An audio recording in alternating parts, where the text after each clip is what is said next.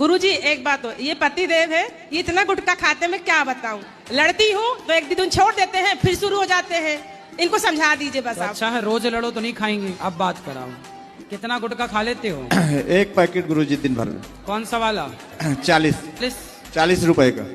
40 रुपए की गुटखा? जी। गुटखा कौन सा गुटखा खाते हो? राजश्री। तो राज करने लग गए? अब हो गया, यही नशा है मेरा गुरुजी, और कोई नशा नहीं जीवन में। तो ये सब गलत है कि सही है? गलत है गुरुजी। कब से छोड़ोगे?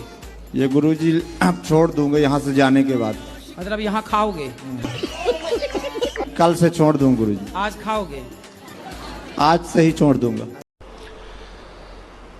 ये तो ऐसा खतरनाक विष है, इसका सबसे बड़ा पाप बताया हुक्के में, तम्बाकू में।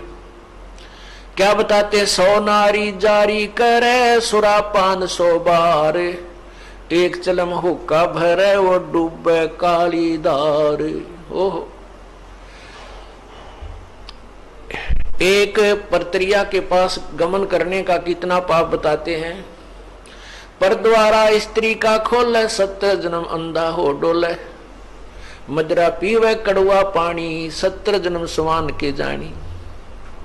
और फिर कहते सुरापान मदमासा हारी, गमन करे भोग पर नारी 70 जन्म कटेंगे शीसम, साक्षी साहेब है जगदीशम। ओए होए, परमात्मा आदरणीय गरीबदास साहेब जी अपने भगवान कबीर साहब को साक्षी रख के कह रहे हैं कि जो विकार तुम कर रहे हो ये कितने भयंकर हैं। क्या बताया है कि मदरा पीवे कड़वा पानी और 70 जन्म कुत्ते के जानी। जो शराब पीते हैं एक बार उसके 70 जन्म कुत्ते के होंगे, कंटिन्यूसली 70 जन्म। ओए होए। और फिर क्या कहते हैं? सुरापान मदमासा हारी। सुरापान कहते हैं शराब पीने वाला, शराब पीता है जो, और मांस आहार करता है। और गमन करे भोग पर नारी, जो दूसरे की पत्नी के पास दुराचार करता है, तो उनके साथ क्या बनेगी? 70 जन्म कटेंगे शीसम, साक्षी साहेब है जगदीशम। उन लोगों के 70 जन्म शीश कटेंगे, कि तो बकरा बनेगा, कि तो मुर्गा बनेगा, कि तो वैसे, कि तो गंडासे में आकर कटेगा, कि तो थ्रेसर में आकर नाड़ आ जाएगी। यानी दुर्गति से मौत होगी, बुरे जन्म होंगे। उसके लिए बताते हैं कि 100 नारी जारी करे सुरापान 100 बार। ओए होए। मदरा पीवे कड़वा पानी, शराब पीवे उसके 70 जन्म कुत्ते के होंगे। और ये 100 बार पीने वाला 100 बार पी ले और 100 बार पर नारी गमन कर ले, उनको कितना पाप हो जाएगा? बहुत ज्यादा। कहते उन सबको मिलाकर एक हुक्का पीने वाले को, एक हुक्का भरने वाले को पाप है। पीने वाले गेला तक के बनेगी, क्या बुरा हाल होगा उसका जो केवल भरकर देता है, पीने का सहयोग देता है, उसकी ये दुर्गति। और पीने वाले का तो पता नहीं कितना जुल्म होगा उसके ऊपर। सुरापान 100 नारी जारी करे सुरापान 100 बार, एक चलम हुक्का भरे वो डूबे काली दार। इसलिए मना करते हैं कि तुम हुक्का भी भर के मत देना। उन जो पाप कमा रहे हैं स्वयं भी नरक में जा रहे हैं, और उसमें सहयोगी बना रहे हैं अपने पुत्र पुत्रियों को, पौत्र पौत्रियों को, या पुत्र वधुओं को भी आजकल हुक्का भरवाने लगे। तो कहने का भाव ये है पुण्यात्माओं, ऐसी गंदी वस्तु। गरीबदास साहब कहते हैं यही मूल मंत्र तमाकू ना बोई। इस तमाकू से पीछा छुड़ाने का मूल मंत्र है कि तमाकू बीजा ही मत करो। अब क्या बताते हैं? तमाकू कसीदम तमा मस्त है, नुजित नसीरी कुती न कैफ, मरदूद मरहूद मकरूद पीवे शराब, ओगा सरे बिच खाना खराब, कुटन कलाहीन जुग जुग कलेश, सुखन मान मेरा कहता मैं हमेश। तलक सा तमाखू सिला घोट पीस, देई नाक नासे कमल में कसी से। कितनी प्यारी बात बताते हैं। अब इस तमाखू में इतना दोष क्यों बताया,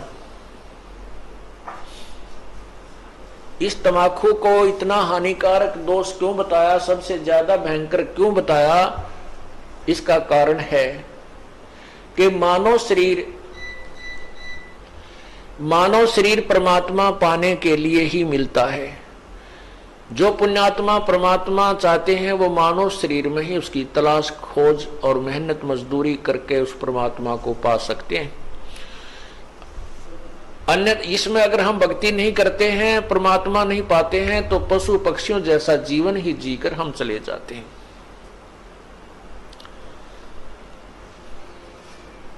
अब ये हमारे शरीर में कमल बने हुए हैं, कमल। इन कमलों में भगवानों का वास है। मूल कमल में गणेश जी, और स्वाद कमल में सावित्री ब्रह्मा जी, नाभि कमल में विष्णु और लक्ष्मी जी, हृदय कमल में शिव और पार्वती जी, और कंठ कमल में शेरा वाली दुर्गा जी। तो ऐसे जब हम ये तमाकू पीते हैं या सूंघते हैं, सूंघना भी पाप है, तो उसकी वासना हमारे शरीर में बने हुए कमलों में जाती है और वहां विराजमान भगवानों को परेशान करती है, उनको दुख पहुंचाती है, वो बहुत दुखी होते हैं।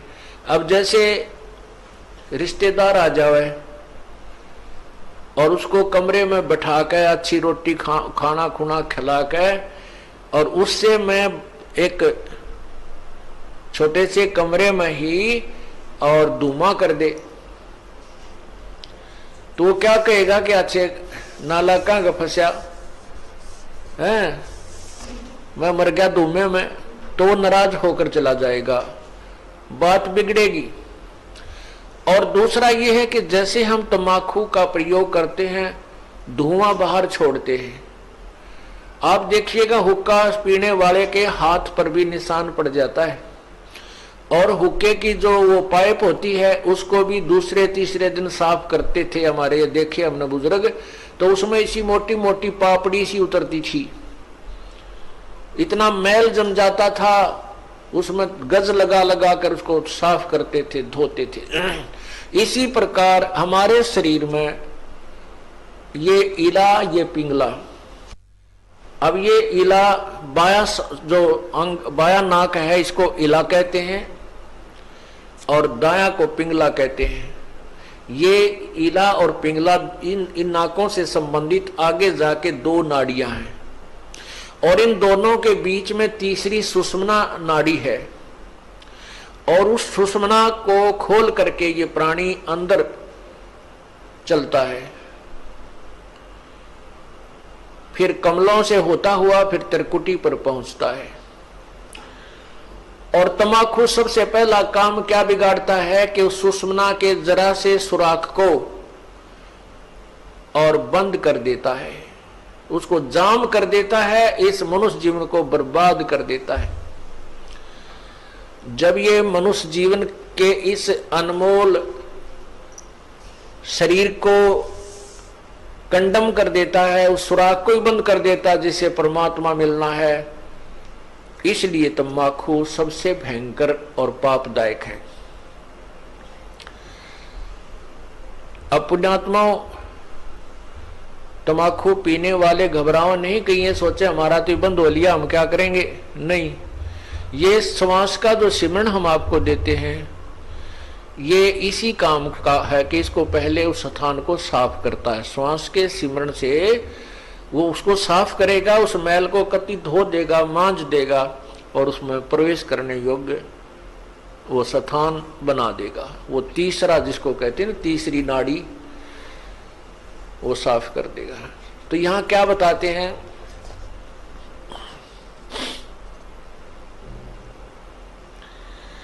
तलक सा तमाखू सिला घोट पीस, दई नाक नासा कमल में कसीस, करी चूर चकना धरा नाम नाश, धरा नाक नाश, 70 घलाई गति 70 सलाई गति काट मास, व्यस्त के दरीबे में जो दीनी दुलद, अगर मूल मौला जहां बसत है प्रसिद्ध, हिंदू तुर्क को जो दीनी तलाक, पीवे तमाखू जो सरे के कजाक, जो तमाकू पान करते हैं, हुक्का पीते हैं या सिगरेट बीड़ी पीते हैं, वो कहते हैं परमात्मा के दोषी हैं, कजाक हैं।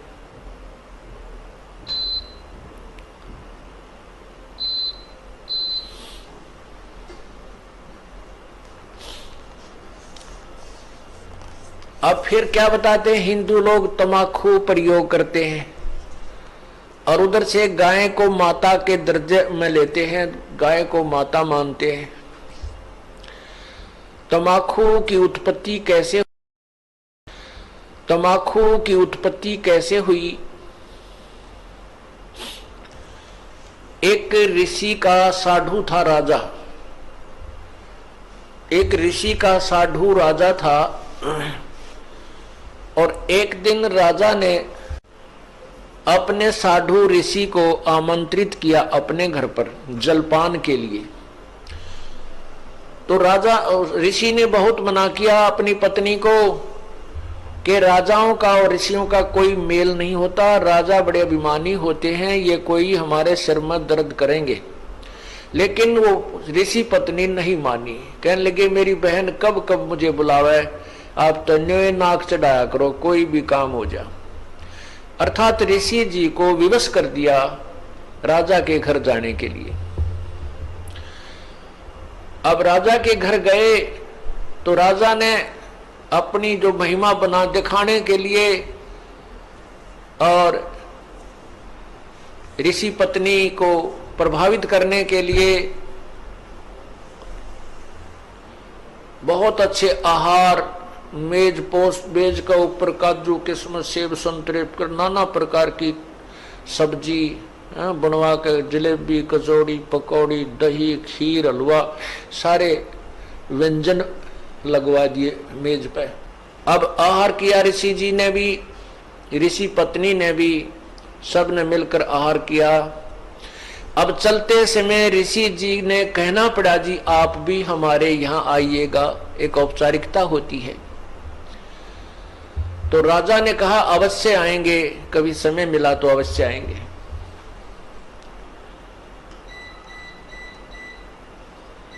एक दिन वो समय मिल गया, राजा ने संदेशा भिजवा दिया कि हम आ रहे हैं।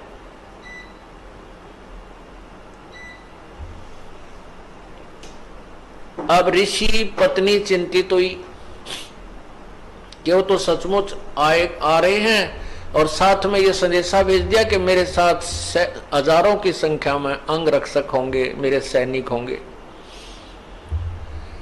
अब राजा चाहता था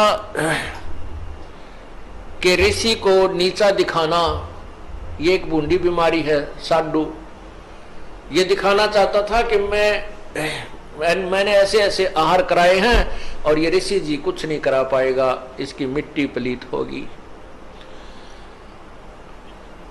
और परमात्मा कहते हैं कबीरा सब जग निर्धना, धनवंता ना कोई, धनवंता सो जानियो जप राम नाम धन होए।